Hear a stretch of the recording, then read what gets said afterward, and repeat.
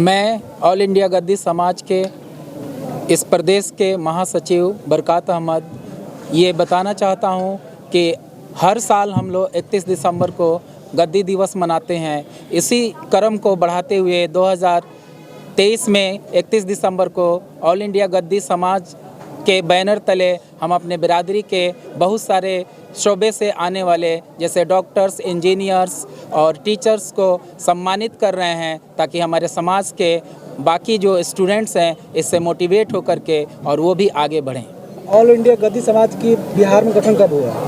2008 में गठन हुआ है और तब से लगातार हम लोग ऑल इंडिया गद्दी दिवस के नाम से 31 दिसंबर को मनाते हैं। पूरे बिहार मनाया जा रहा है कि सिर्फ चंपारण में मनाया जा रहा है? ये पूरे बिहार में नहीं बल्कि पूरे देश में मनाया जा रहा है। जहाँ जहाँ जिस राज्य में गद्दी बिरादरी के लोग रहते हैं वहाँ काफ़ी हर्षोल्लास के साथ इस दिवस को मनाया जा रहा है। समाज के उत्थान के लिए क्या क्या आगे कार्य करेंगे या करते आ रहे हैं? ऑल इंडिया गद्दी समाज के बैनर तले से मैं ये बता देना चाहता हूँ कि ये गद्दी बिरादरी हर तरह से पॉलिटिकली, इकोनॉमिकली और एजुकेशनली बैकवर्ड है और हमारी ये सोच है, हमारा मकसद है कि हमारे गद्दी बिरादरी जो इस हिंदुस्तान में रहती है, ख़ासतौर से चंपारण में, वो किस तरह से तालीम के हिसाब से पॉलिटिकली और इकोनॉमिकली आगे बढ़े। इसी सिलसिले को हम लोग आगे की कड़ी में पेश करेंगे और हर साल ये हमारी कोशिश रहती है कि इसमें ज़्यादा से ज़्यादा लोगों को जोड़ा जाए। गांव लेवल पे हम लोग करते हैं, बहुत सारे गांवों में जा कर के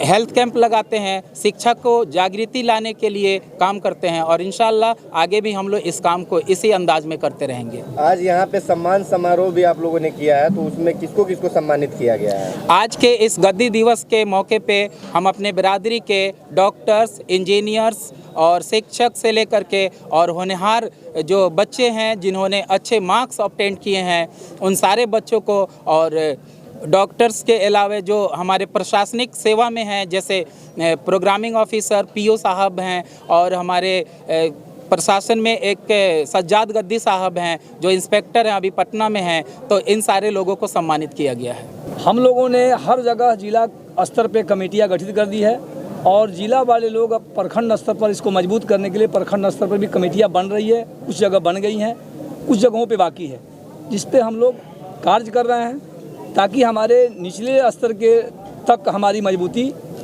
की अच्छी पकड़ हो सके हमारे समाज की। क्या लग रहा है आपको मतलब कितने वर्षों के बाद ये समाज आपका और आगे बढ़ सकता है? निरंतर लगे हुए हैं हमारे जितने समाज के बुद्धिजीवी लोग हैं, पढ़े लिखे लोग हैं, सब लोग लगे हुए हैं, रात दिन एक किए हुए हैं कि भाई हम अपने बिरादरी को ऊपर से ऊपर लाएँ और उसका प्रतिफल है कि आज आपके यहाँ आपके सामने जो प्रतिभा सम्मान समारोह किया गया है उसी का हम ही लोग के कार्य का नतीजा है कि आज हमारे 18 लोग बीपीएससी क्वालिफाई किए हुए हैं, जो इससे पहले बिरादरी में नगण्य था। समाज को राजनीतिक, सामाजिक एवं अन्य जगहों पे वो पहचान नहीं मिल पाती है जो पहचान आपकी होनी चाहिए। जिस संख्या में आपने बताया कि 7 जिलों में है, तो इसके लिए आप लोग क्या करेंगे या क्या कर रहे हैं या आने वाले भविष्य में क्या करना? इसी के लिए संगठन के माध्यम से अपने तमाम गद्दी भाइयों से ये अपील की जा रही है कि भाई आप कोई हेजिटेशन नहीं होनी चाहिए, कोई झिझक नहीं होनी चाहिए। पहले तो हमारे लोग अपने नाम के साथ गद्दी जोड़ने में हिचकिचाते थे, शर्म आती थी, अब उसको ख़त्म किया जा रहा है। अब सभी लोग गद्दी कहने पर गर्व महसूस कर रहे हैं। अच्छा, आप लोगों को बिहार में कितना आरक्षण मिलता है? आरक्षण का तो अभी हम लोग BC2 में है। अच्छा, तो BC2 में माइनॉरिटी का जो हक है वो हमें मिलता है, लेकिन हम लोग BC1 के लिए लड़ाई लड़ रहे हैं 2010 से और ये हम लोग का अब तक गवर्नमेंट इस पर कोई कार्रवाई आगे नहीं की है। आयोग में हम लोग का मामला लंबित है, लेकिन पुनः हम लोग प्रयास कर रहे हैं। क्या लगता है कब तक हो जाएगा? लग तो रहा है कि 1-2 साल के अंदर में हो जाना चाहिए। अच्छा, आपके ये संस्था का मूल उद्देश्य क्या है आपका? जिस तरह और सारी बिरादरियाँ आगे बढ़ रही हैं उस तरह हमारे बिरादरी के लोग भी आगे बढ़ें, पढ़े लिखें, दीनी तालीम हासिल करें, दुनियावी तालीम हासिल करें और हमारे समाज का जो सबसे एजुकेशन का स्तर जो है काफ़ी लो है, काफ़ी नीचे है, तो उसको बढ़ाने में हम लोग प्रयासरत हैं कि भाई उसको कैसे ऊपर लाया जाए। पश्चिम चंपारण से निकल करके सासाराम में जा करके आप प्रोफेसर कर रहे हैं, अच्छी बात है।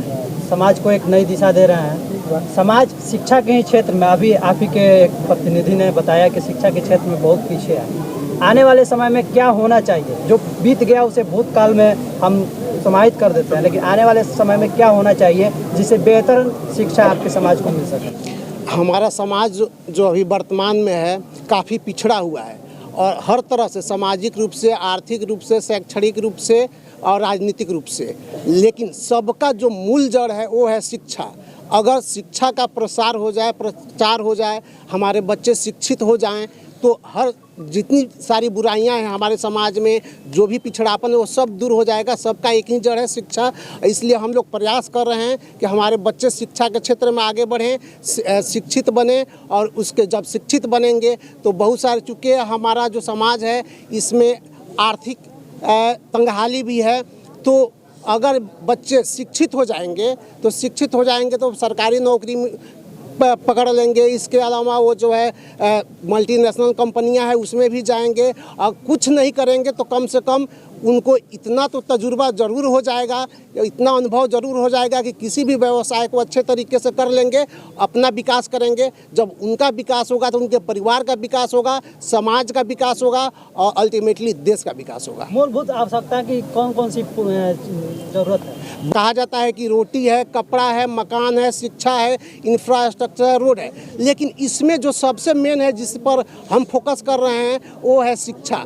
अगर लोग शिक्षित हो जाएंगे तो बहुत सारी जो समस्याएं हैं वो सारी समस्याओं का समाधान हो जाएगा केवल शिक्षा से।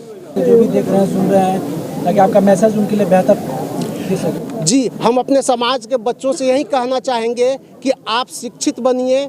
जब आप शिक्षित बनिएगा तो हमारा समाज शिक्षित बनेगा। इसके अलावा जो हमारे समाज में जो लड़कियां हैं, मैं मुख्य रूप से उन पर फोकस करना चाहता हूं कि अगर लड़कियां अगर शिक्षित हो जाएंगी तो हमारा समाज काफ़ी तेज़ी से आगे बढ़ेगा, काफ़ी तेज़ी से विकास करेगा। क्योंकि कहा जाता है कि अगर एक लड़का शिक्षित होता है तो सिर्फ एक व्यक्ति शिक्षित होता है, लेकिन अगर एक लड़की शिक्षित होती है तो 2 परिवारों को शिक्षित कर देती है और उनके बच्चे भी शिक्षित होते हैं। इसलिए हमारा मुख्य फोकस है कि हमारी बच्चियाँ भी पढ़े लिखे आगे बढ़ें, और जो हमारा प्रयास हो रहा है शिक्षा के क्षेत्र में उसे आप देख रहे हैं। 5-7 साल पहले हम लोग वहीं 5-7 लोग जो थे गद्दी समाज से जो सरकारी नौकरी में थे, लेकिन अभी देखिए इस समय में 65 लोगों का लिस्ट हमारे सामने है जिन्हें हम सम्मानित कर रहे हैं। ये हमारे प्रयासों का ही नतीजा है। हमारे बच्चे शिक्षित हो रहे हैं। अभी आप थोड़ी देर पहले देखे थे कि बहुत सारी महिला डॉक्टर्स थीं, शिक्षिकाएँ थीं ना, सबको सम्मानित किया गया है। ये हमारे गद्दी समाज का ही प्रयास का प्रतिफल है। आपका परिचय? मैं Mustafa Nawaz, assistant professor, Sirsa college, Sasaram. सरकार की नीतियों का आपके समाज पे क्या असर पड़ा है? उससे आपके समाज को कितना मतलब लाभ प्राप्त हो रहा है? जी, बिहार में खास करके बिहार सरकार की जो नीतियां हैं वो पिछड़े वर्गों के लिए, अति पिछड़े वर्गों के लिए, अति अनुसूचित जाति, अनुसूचित जनजाति के कल्याण के लिए बन रही है और उसे लागू भी किया जा रहा है।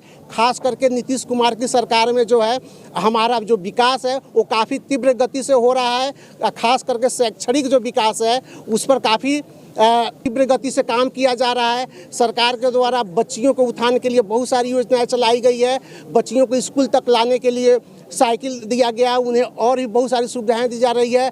आपके समाज के हिस्से में क्या प्राप्त हुआ है? जितना हमारा हक होना चाहिए था वो हक हम अभी नहीं ले पाए। इसका मूल कारण शिक्षा है और हम चाहते हैं कि सरकार जो है हमारी मांगों को मान ले। चूँकि हम अभी BC2 में शामिल है और हमारा जो गद्दी समाज है वो बिहार सरकार के जो जातियों का जो लिस्ट है कल्याण विभाग का, उसमें हम BC2 में हैं। हमारा प्रयास है कि हम BC1 में आ जाएं। BC1 में आ जाएंगे तो हमारा समाज भी काफ़ी तेज़ी से आगे बढ़ेगा। सरकारी योजनाओं का, कल्याण योजनाओं का, साथ ही सरकारी सेवा में जाने का जो आरक्षण है उसका लाभ हमें मिलेगा और हमारे बच्चे भी आगे बढ़ेंगे।